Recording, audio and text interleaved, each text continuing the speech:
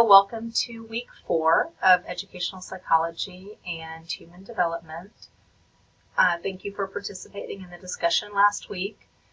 Those grades should be posted Monday or Tuesday of this coming week.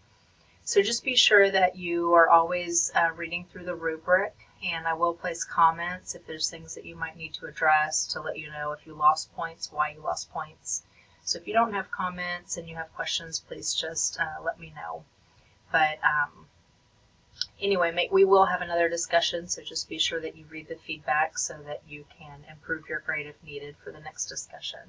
So we talked about metacognition, but make sure that you have an understanding of all 6 of the higher level cognitive processes that make up Chapter 3.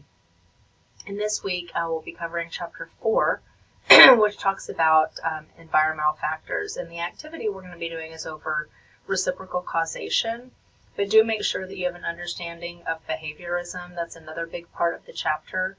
Reinforcement and punishment. Make sure that you have looked over that table really well to be able to recognize positive reinforcement, negative reinforcement, positive punishment, negative punishment, and that you can identify what that looks like in practice. And there's ample information in the textbook, but just be sure that you listen carefully to that in the lecture and review it and let me know if you have questions.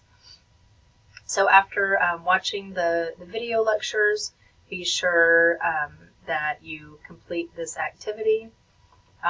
It's explained here. So what I'll be doing is, what I have done is given you a table with some different scenarios. And reciprocal causation talks about 3 factors.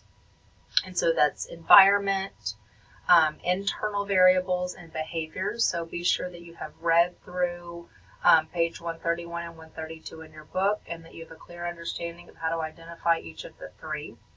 And then you're going to read through each of these scenarios. Excuse me. And make sure that you're going to explain in just 25 to 50 words, and you can do this in a Word document. It's best if you save it as a PDF, so you can do it in Google Docs or something. You're going to upload yours, just label scenario 1, and you'll explain what's the personal variable, what's the behavior, what's the environment.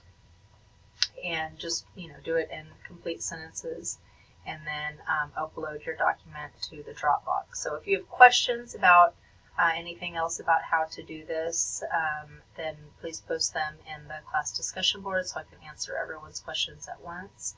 And then once you finish the document, again, save it as a PDF and upload it here into this. Thank you and have a great week.